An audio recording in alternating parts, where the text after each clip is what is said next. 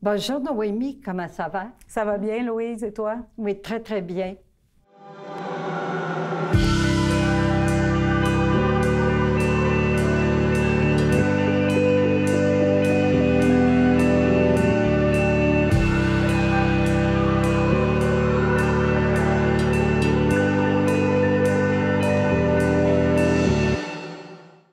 Bienvenue à l'émission Les Nouvelles du voisinage. Mon nom est Louise Miller. Aujourd'hui, j'ai le plaisir d'avoir en entrevue Noémie Pomerleau-Cloutier, formatrice en alphabétisation populaire à l'Atelier des lettres. Bienvenue, Noémie. Merci de me recevoir, Louise. Oui. Dis-moi, Noémie, qu'est-ce que c'est l'Atelier des lettres? L'Atelier des lettres, c'est un organisme d'alphabétisation populaire. Donc, c'est pour des gens qui viennent apprendre à lire, à écrire, à calculer et à utiliser l'ordinateur, mais aussi à défendre leurs droits. C'est aussi un milieu de vie où les gens viennent socialiser puis briser leur isolement. Oui. Ça existe depuis quand, ça, l'Atelier des lettres? Depuis 1984, dans le quartier. Ça a commencé dans un 3,5 sur la rue Bordeaux, me semble. Oui? Oui, mais maintenant, on est depuis plusieurs années situé au 3e étage du Comité social Centre-Sud. Oui, qui est sur la rue Baudry, hein? C'est ça. C'est ça, oui. Puis, je sais que normalement, à l'Atelier des lettres, vous avez des ateliers. Il y a toutes sortes d'activités pour les membres, les participants.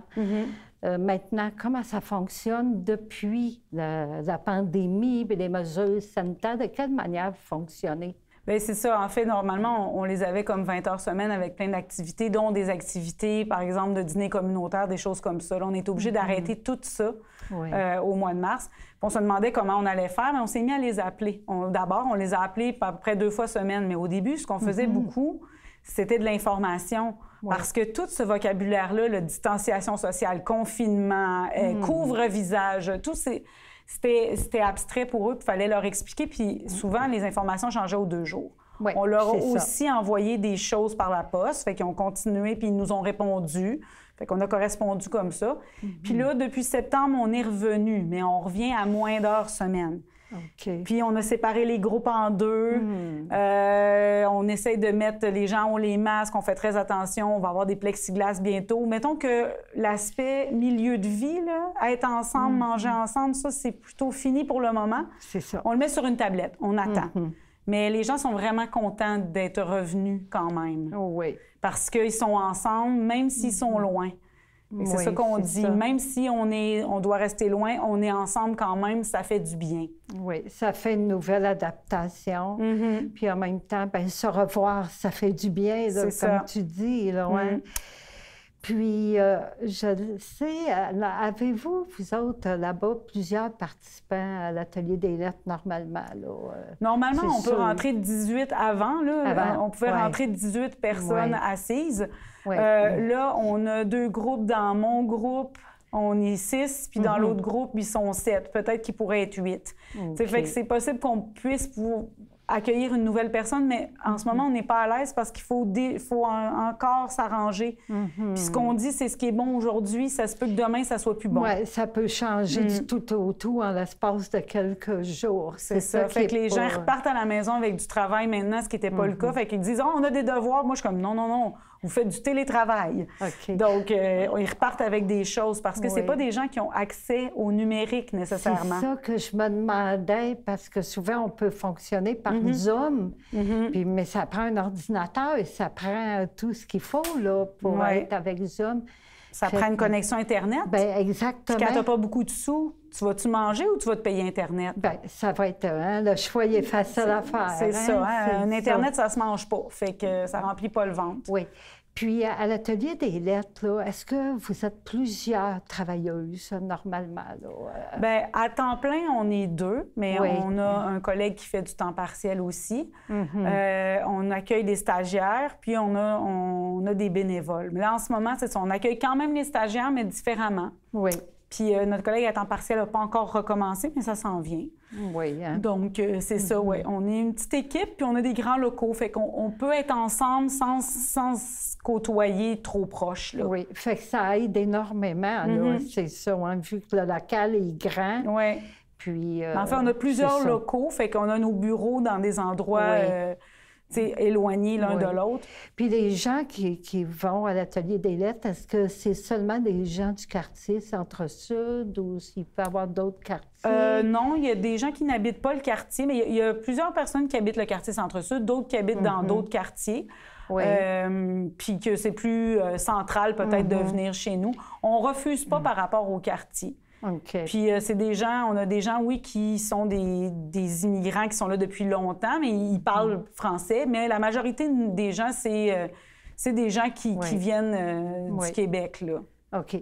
Puis là, ils apprennent à lire, à écrire, le calcul. Oui, le calcul, tu sais, comment mieux budgéter, comment mieux consommer.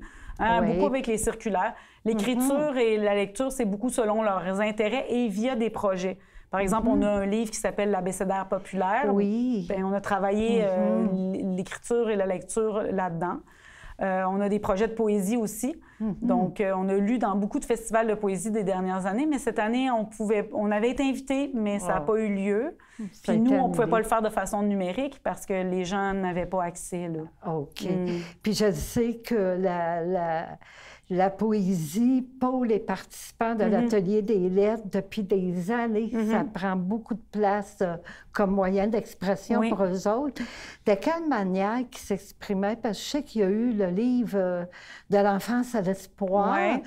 Puis, mais est-ce que c'était seulement par l'écriture? Ça pouvait être par le dessin? Comment ça fonctionnait, là, de la manière qu'ils s'exprimaient? Bien, dans l'enfance à l'espoir, c'est beaucoup des récits de vie. OK, qui avait été fait.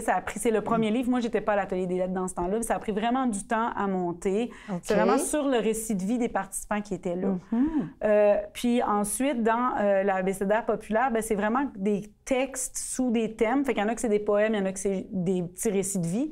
Mais il y a aussi des photos qui sont tirées de l'exposition « La parole est à nous », qui avait été fait avec l'Écomusée.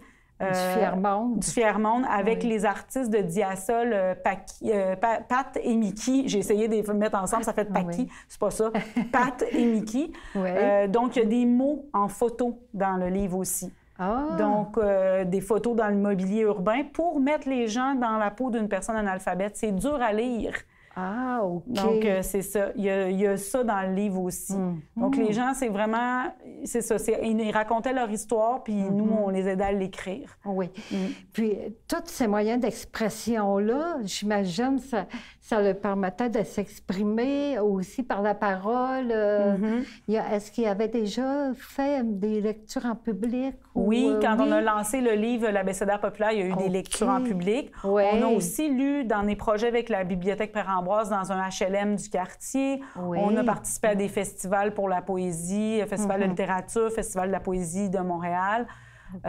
Aussi, fait que, il y a souvent... Puis pour la semaine de l'alphabétisation populaire, qui d'habitude est au début avril, souvent, ils ont lu aussi à ce moment-là. Fait que ça leur donne une voix. Oui, puis en même temps, ça leur permet de prendre confiance en eux autres mêmes, du pouvoir sur leur vie. Oui, c'est ça. De plein de... L'estime de soi, montrer qu'ils sont capables de faire des choses. Oui, puis ça brise l'isolement, puis tout ça. Puis là, moi, je vous souhaite en tout cas de pouvoir continuer la belle mission que vous avez avec à l'Atelier des lettres. Puis, j'aimerais savoir quels sont les jours et les heures d'ouverture de l'Atelier des lettres. En ce moment, on est ouvert du lundi au jeudi, à peu près de 9 à 5, là, ça dépend. Mais il faut dire que c'est mieux de nous appeler avant pour savoir si on est là, parce qu'en ce moment, le comité social ne laisse pas rentrer tout le monde. Il faut avoir un rendez-vous pour venir.